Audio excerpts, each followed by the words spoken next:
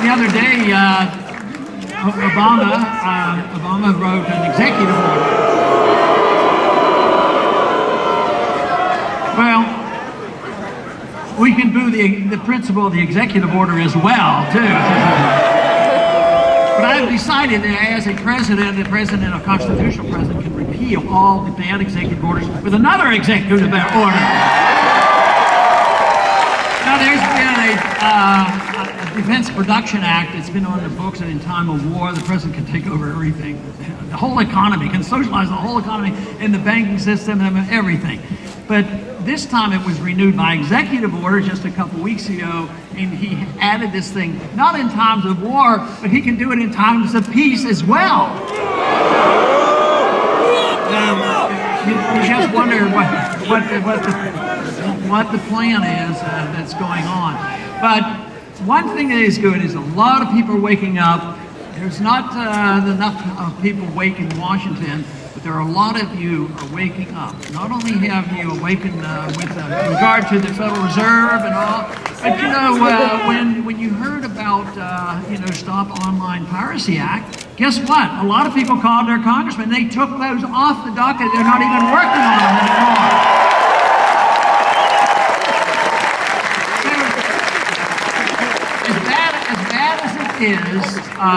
It still works. The system can work. It's just that we have been inundated with bad philosophy, bad economic philosophy, and loss of confidence in the true free society.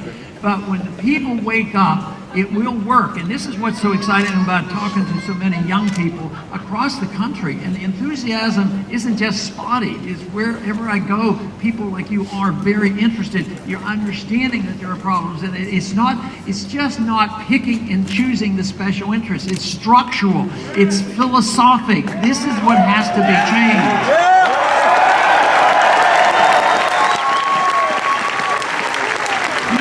We're working hard, at least pretending, in Washington on the budget.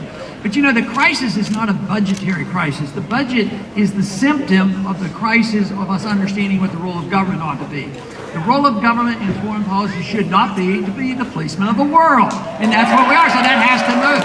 The role of government shouldn't be the nanny state and taking care of everybody from cradle to grave and bankrupting the country and put in programs that don't work. So it's the role of government that has to be addressed, and then the budget comes into place. But it's not technically a budgetary problem, because the tinkering that they do is just unbelievably minor. Today, today we're working on the budget, and the proposal is, on the Republican side, the conservative budget is, to cut proposed increases, but not to cut any spending, just a proposed increase. It actually increases the military spending, because that's a part of the budget you can't cut. But don't worry, they're planning to balance the budget. In 30 years, they're going to balance the budget. So I think the problems are very obvious. I think the crisis is at our doorstep.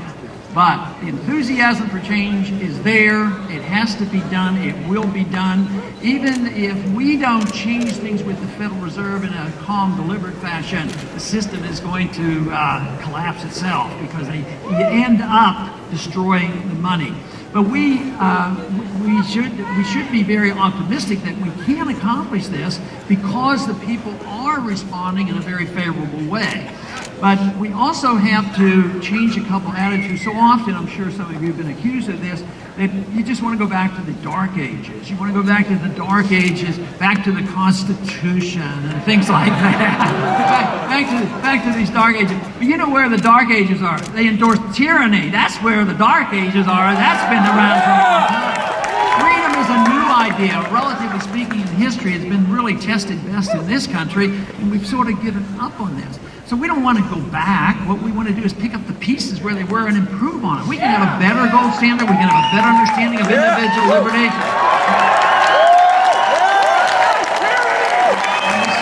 We certainly can have a better understanding, or at least improve upon what the founders advised about a foreign policy of non-intervention in friendship and trade. I think, for instance, that we ought to admit that sanctions don't work.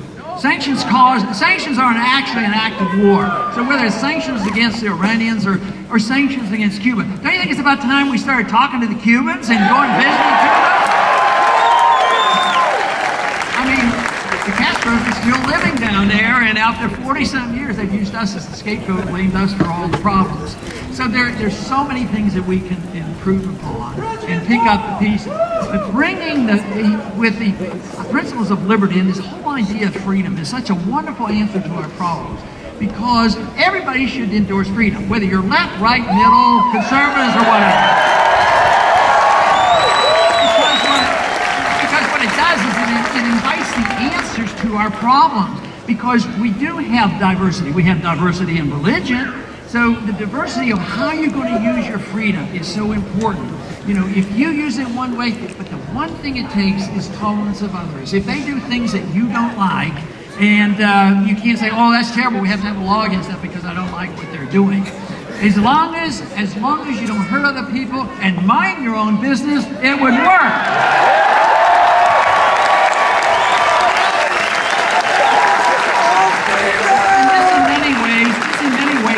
Coalitions together. It brings left and right together on civil liberties and war, and even on the spending policies. It should bring us all together. In Washington, and even today, you know, lately in the last few weeks, I've been getting a lot of suggestions, a lot of advice from the media and from other people. They keep saying, when are you going to drop out of this race?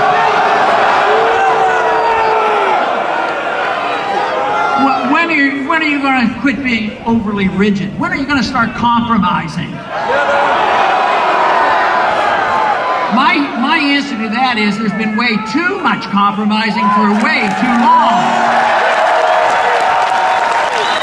Because that's exactly what they do. The leadership of both parties compromise, and they have the same foreign policy, they have the same monetary policy, they have the same spending policy, they have the same entitlement system, and they endorse this whole principle of lobbyists running the show and fighting for their piece of the pie.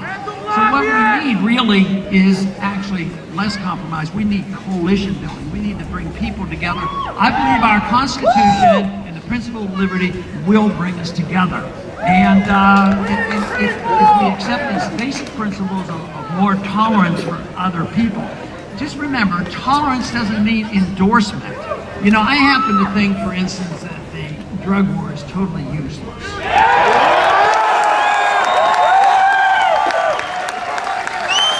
And I think it's been used to abuse our liberties and all, but I also think that drugs are very bad. But I also believe that if people make those decisions, but when you do this because somebody might misuse the drugs, then all of a sudden we have this argument about using medicinal marijuana. Then we have courts, the Supreme Court comes up and say, oh, we have a right to regulate that under interstate commerce too, because you can't raise marijuana in your backyard to take care of medical problems. So these are the kind of things that people have to make up their own mind. I can have my opinion. I advise everybody. I advise my children and grandchildren that drugs are very dangerous, and we should recognize that. But to make up your own minds about this is your business. You have to suffer the consequences.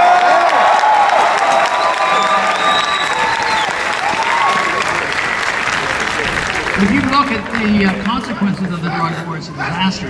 It's a $1 trillion deficit. I think over the 20, 30 years, it's like $3 trillion of debt that has accumulated. You know, because of our laws this year, on January 1st, our country ushered in 46,000 new laws. That's too many.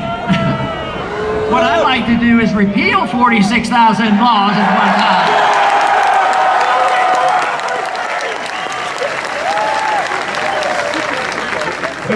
We can do that, we must do that, and we have to restore this confidence that we need. And this is actually where we're making tremendous progress. What we need to do is continue to be energized. We each have a responsibility. If you endorse what I say and understand it, you know, you're going to be in a group, because most people never care about politics. The majority of people actually don't vote, and the majority who vote decided day or so before. The fact that you come out and you're interested in this, and if you understand this, actually the burden falls on you to do something about it. You know? And just remember, you don't have to have 51%. You need this irate, tireless minority willing to start brush fires in the minds of men. And Benjamin Franklin said those who expect to benefit reap the benefits from liberty must, like men, undergo the fatigue of supporting it. So it will take a little bit of work, but I don't think it takes sacrifice. It takes work, but not sacrifice. People say, oh, to get over this, we have to sacrifice. If I return you and leave you alone, that's not a sacrifice.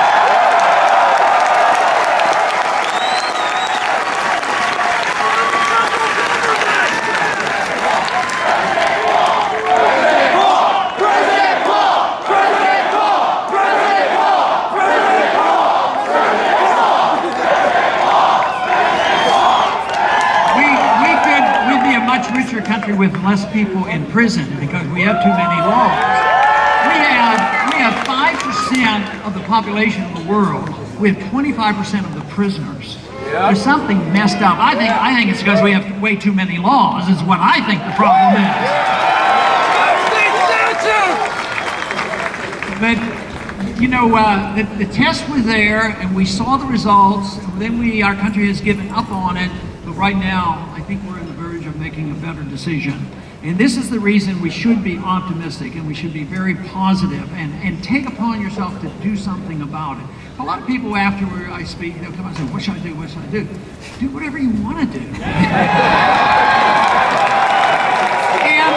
And people do different things. Some people run for office. Some people even get elected to office. Some people help other people run for office. Some people are pretty good at earning money and they donate to other causes. Some people become teachers. Some people actually go into journalism. I'd like to see a lot more freedom lovers go into journalism. Is what I'd like to see.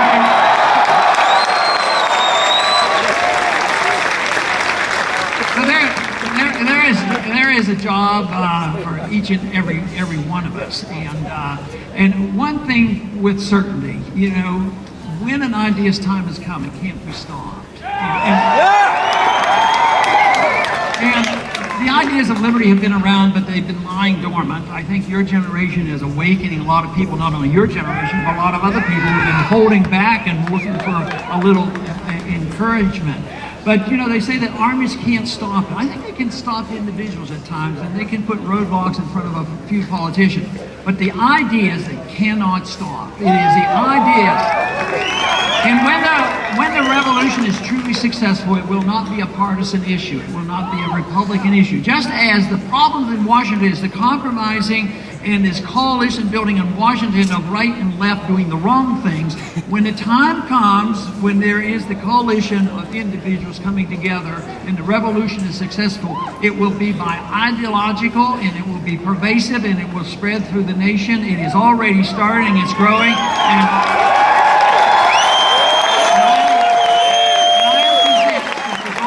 peace and prosperity, and this is the way we seek peace and prosperity. If we want in our personal lives to seek virtue and excellence, which I think is a pretty good idea, you can't do it with the government telling you what to do. If the government wants to make you virtuous and excellent and wealthy and all this, all they do is undermine our liberties. And this is the reason that the free society is the best society. And it's the only humanitarian society. The opposition who say that we're going to have forced redistribution of wealth and give houses, free houses, and all this and free food to everybody, they do this and make us look like we're not humanitarian, we don't care about our fellow man. The truth is, if you're a humanitarian, you care about your fellow man, you care about prosperity, you care about correcting the problems of starvation, you have to believe in liberty, the free market, and sound money. That will produce our peace and prosperity that we all desire. Thank you.